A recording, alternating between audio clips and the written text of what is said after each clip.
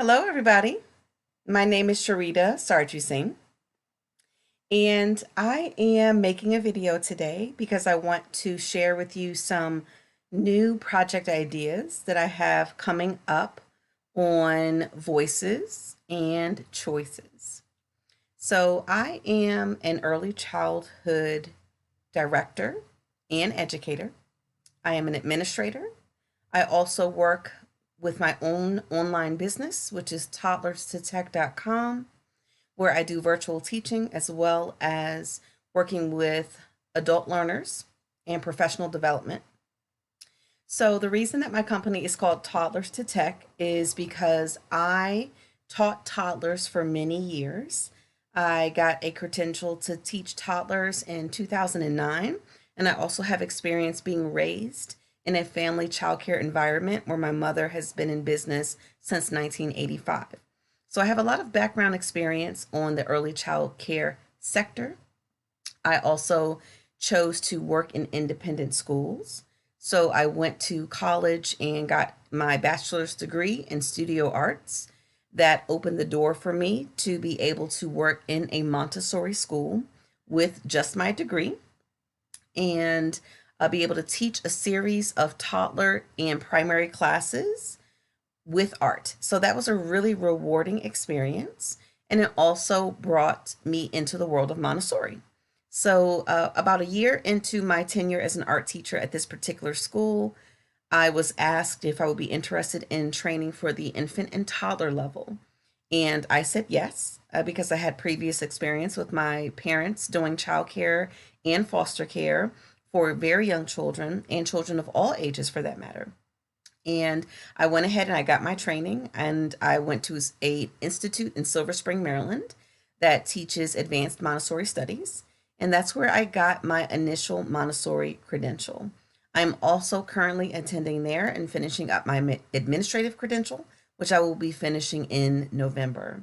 So it's been quite a large gap in between when I got my first credential and this second credential. In between both of these credentials, I was able to get a master's degree in education for instructional technology. So I have a deep interest in early childhood education, a great passion for art. I also am very intrigued by and connected to the use of integrated technology. And so I try to use all of these different principles to enhance and influence the work that I do with families, with my students, online and in person. And working as an online instructor versus an in person administrator versus a director of a program all come with different qualities and skills, and they all pull on different parts of your personality. They all mold you into the person that you are and help you to much better communicate with your community as well as your families and your students and the people who you are working with online or in person. And so that's been a bit of my path.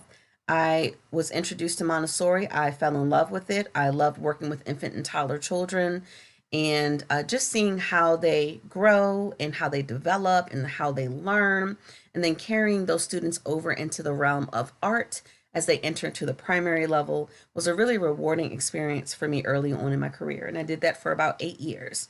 And then I moved to another school, which is the same school where I was trained. And I taught there as a lead infant toddler teacher for about 6 years.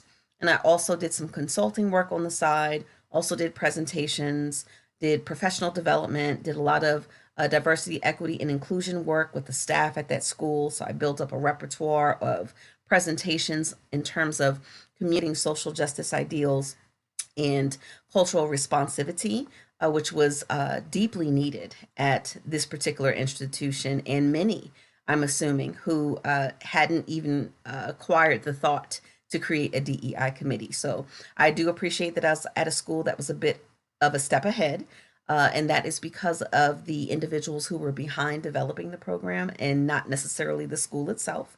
And so when you find passionate individuals who want to make the world a better place by talking about the importance of diversity, equity, inclusion, and social justice, How do you incorporate multicultural education into your classrooms? And how do you create a culturally inviting environment for your students and your families? How do you teach your colleagues and your administrators how important it is to value who you are as a person, especially if you are an educator of color? So that's been a bit of my journey. And I'm sharing a bit of this about myself because I want this to be the first video that I make on a new series of interviews that will be taking place with various educators and administrators and staff members of color working in the industry. And I will be looking for educators from every single genre, from traditional education, from private programs, Montessori, Reggio Emilia, Waldorf. I'm looking for play-based programs, STEM-based programs, project-based learning programs. I'm looking for experience from all levels, from all institutions, large and small, and how those institutions within themselves impact the life and the perception of educators and administrators of color.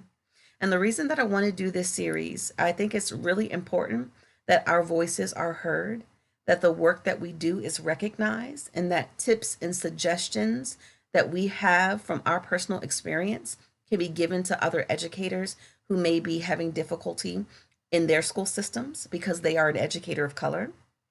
Now, I know for a lot of education systems, it seems taboo to bring up the fact that racism and bias and prejudice exists in schools.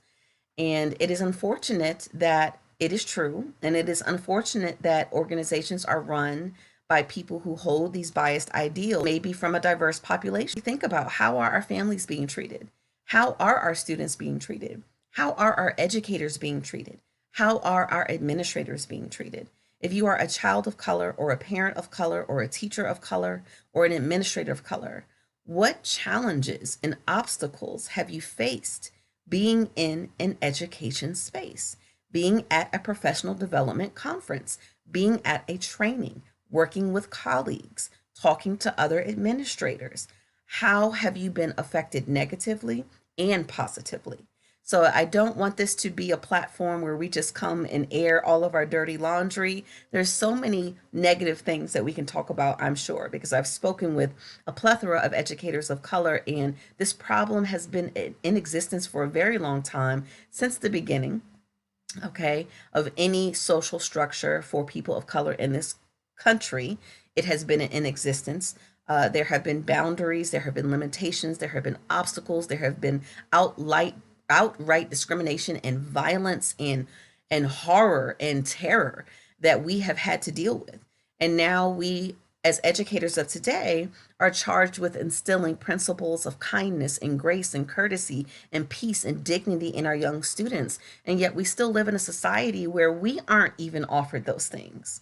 So I find it very interesting that, we live in a society where we have been indoctrinated to conform as adults to the unreasonable circumstances that we consistently have to live on, in terms of not knowing when we're safe, where we're safe, how we're safe, who we're safe around, and not understanding why no one else feels there's a need for us to be safe. Okay? For our thoughts to be safe, for our feelings to be safe, for our bodies to be safe, for our spirits to be safe. No one is really talking about that to educators, especially in their individual schools. I can't say that there isn't anyone out there speaking to other educators about this, because I know that there are professional individuals that are seeking this kind of information, to do research, to write books, but I am choosing to use this platform as a way for educators to voice who they are, to share a bit about themselves, to share about their experiences, and in this way, other teachers of color and non-teachers of color, other administrators of color and non-administrators of color, families of color and non-families of color, can hear from individual perspectives on what it has been like to work in a school system as a person of color. We are charged with such important work as educators. We are here raising the children for the future of tomorrow. And yet here we stand, struggling and grappling with the reality of the injustices that we face daily. So how do we put that to the side to bring enlightenment to the lives of our children? How are we able to leave that at our door to come in and ensure that our children and their families get the best of us? How are we able to navigate all white spaces in the corporate arena of education without feeling invalidated or doubted or unqualified when we know intrinsically that isn't true, but those are the messages that we're getting? That's the body language that we're getting, that's the eye contact that we're getting, and that is the tone of voice that we are receiving. How many times have you been placed in a position as an administrator or an educator where you felt as if you could not advocate for yourself, that you could not speak up for what was right, that you could not say what was critically important that the entire organization needed to understand, not just you in one particular instance, or one quarrel with another educator, or one disagreement with an administrator? Overall, as the system, how are you addressing the need for change, right? So I have been so blessed to have the opportunity to work in some anti-bias, anti-racist work through a major organization, educational organization that is non-traditional. And I think it's imperative that the educators coming through that system today as new teachers really have a thorough understanding about cultural sensitivity, about multicultural education, about families and diversity, various traditions and cultures, belief systems, sexuality, gender awareness. There are so many different variations that children bring into our classrooms and that families bring into our education environments and our spaces. And we as educators, regardless of if we are educators of color or not, are expected to value and respect these children and their families coming into a school system. But when you work in a school system where you as an individual yourself is not valued, is not taken seriously, is not given the opportunity to advance, is not given the opportunity for leadership, is not given the same opportunity that your white colleagues and counterparts are getting. You're not being paid the same. You're not being treated the same. The rules are different for you, right? And I know that you can feel those things, and they are innate and they are ingrained, and a lot of them can't be explained in the process of them being happening. But there is a lot of covert racism and prejudice and bias that happens in the workplace, because as long as you are racist or biased or prejudiced in a professional manner, then you can get your point across that you really don't care about what the people of color have to say in your establishment, and that there's a certain status quo that you will always align yourself with and always follow and believe, especially when a complaint comes your way. So I, as an individual, have dealt with these circumstances myself. I've been in several school systems where I have been around administrators who did not want to identify with the natural country that they come from because it isn't American and it isn't European. I have come from an environment where I've had coworkers from all over the world treat me with the utmost respect and decency and kindness, and they share with me and they give back, and I have the ability to develop relationships with them. And then I have other experiences with colleagues where if I never see them again, I'll be fine. If I see them on the street, I'll probably turn around and walk the other way, because that's how horrific my experience was with individuals so deeply without actually wanting to know me. Those who were intimidated by the skills and talents that are brought to any particular organization, that the only way that they could make themselves feel better about me being there was to degrade my name, was to throw my work under the bus, and to try to destroy my reputation.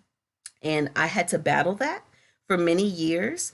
And I really felt that it was an unnecessary battle, because I came there with the same purpose and intent to help our families and our children at that institution, just like everyone else. So the fact that I was judged based off of who I was, from how I was visually perceived from the first day that I stepped foot on that campus as a faculty member, I experienced mistreatment.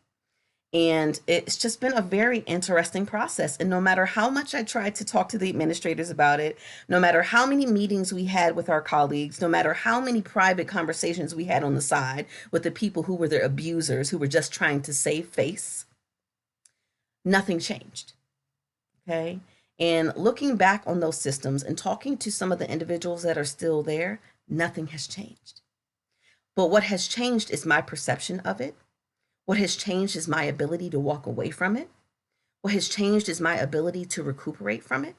And what has changed is my ability to now have the courage and the awareness and the need and the passion to speak about it. So that's a bit about me.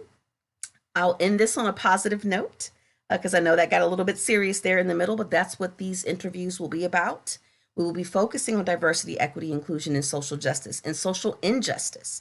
We will be talking about the lack thereof in our education systems. We'll be talking about our experiences as educators and administrators and teachers of color and various dynamics so that other educators of color who are new, who are coming into this industry, can have an awareness of what they will be facing.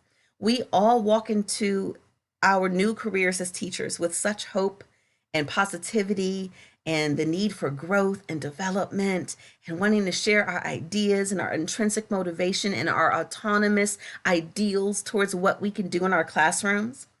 And as wonderful of a bubble as that may seem when we float into these new classroom environments, there's always a group of individuals, or maybe just one particular individual, that is waiting with a stick pin for you to get close enough so that they can pop your bubble and make sure that you know that you don't belong where you are, okay?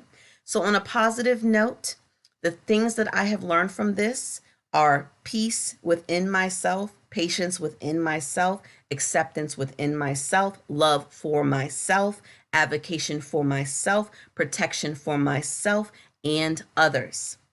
If I see another teacher being mistreated, I step in. If I see another issue taking place and someone doesn't know how to advocate for themselves, I step in. I step towards injustice. I step towards racism, towards prejudice, towards bias. I step towards a lack of cultural awareness. I step towards a lack of compassion for humans.